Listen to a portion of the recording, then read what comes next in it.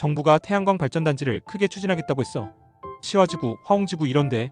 근데 이 얘기 들으면 자연스럽게 예전에 태양광 때문에 말 많았던 거 떠오르지 않아?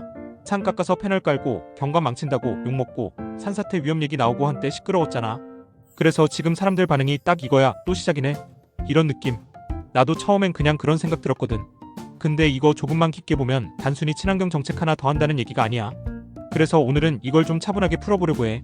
왜 다시 태양광 얘기가 나오고 있는지, 그리고 이게 진짜 맞는 방향인지 같이 생각해보자는 거지. 일단 여기서 하나 먼저 생각해보자.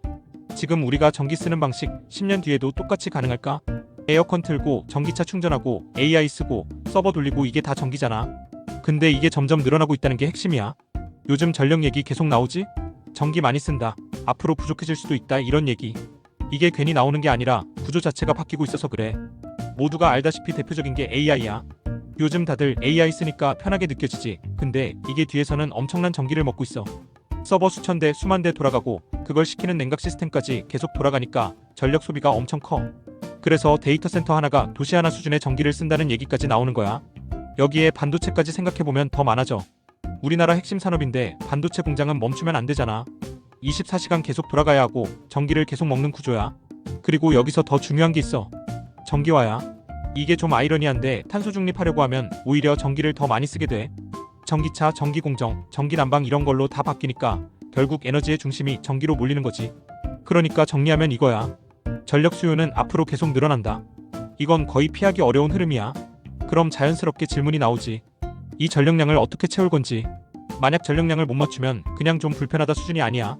여름에 전력 피크 오면 일부 지역 정전 가능성 얘기 나오고 공장 같은 데는 생산 자체가 멈출 수도 있어. 특히 반도체 같은 경우는 한번 멈추면 피해가 엄청 크거든. 그러니까 이건 단순한 에너지 문제가 아니라 산업 전체랑 연결된 문제야. 그래서 정부 입장에서는 어떻게든 늘어나는 전력량을 위해 대비를 해야 하는 거지.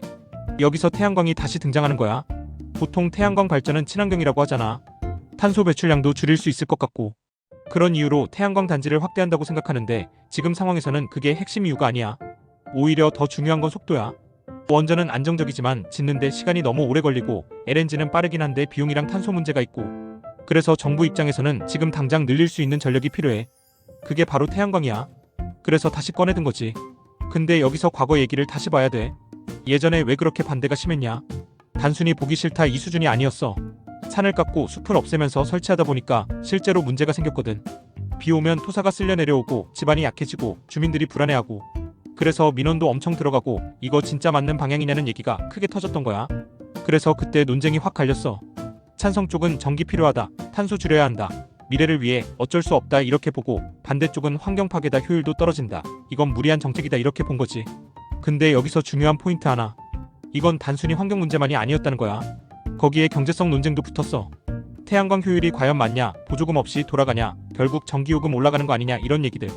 그리고 여기서 끝이 아니야. 정치적인 해석까지 붙기 시작한 거야. 어떤 쪽에서는 이거 너무 무리하게 밀어붙이는 거 아니냐, 특정 정책 방향을 강하게 추진하는 거 아니냐, 이렇게 보고 또 다른 쪽에서는 어차피 가야 할 방향인데 왜 반대하냐 이렇게 보면서 이게 단순 기술 문제가 아니라 사회적인 논쟁으로 커진 거지. 그래서 결론적으로 보면 태양광 논쟁은 하나의 이유로 설명되는 게 아니라 환경, 경제, 정치가 다 섞인 이슈였던 거야. 그래서 지금도 얘기가 나오면 감정적으로 반응하는 사람들이 많은 거고. 그럼 이번 시화지구, 화홍지구는 뭐가 다르냐? 여기서 중요한 변화가 있어. 이번에는 산이 아니라 간척지, 유유지를 활용한다는 거야. 쉽게 말해서 자연을 훼손하는 방식이 아니라 이미 활용도가 낮은 땅을 쓰겠다는 방향이지. 그리고 위치도 중요해. 시와 화홍은 수도권 바로 옆이잖아. 이게 왜 중요하냐면 우리나라 전력 구조가 발전은 지방에서 하고 소비는 수도권에서 하는 구조라서 전기를 멀리서 끌어와야 하는데 총전선 깔기가 쉽지 않거든. 주민 반대, 환경 문제 때문에 계속 막히니까 지금은 전기를 만들어도 보내기 어려운 상황이야. 용인 반도체 단지 전력 공급 문제만 해도 그래. 전기를 끌어오는 문제부터 어려움을 겪고 있거든. 그래서 정부가 방향을 바꾼 거야. 멀리서만 만들지 말고 가까운 데서도 일부 만들자. 그래서 시와 화홍이 선택된 거야. 그럼 태양광을 늘리면 해결될까? 사실 태양광만으로는 절대 해결이 힘들어. 밤에는 발전 못하고 날씨 영향도 받으니까. 그래서 같이 커지는 게 ESS야. ESS라고 들어봤지?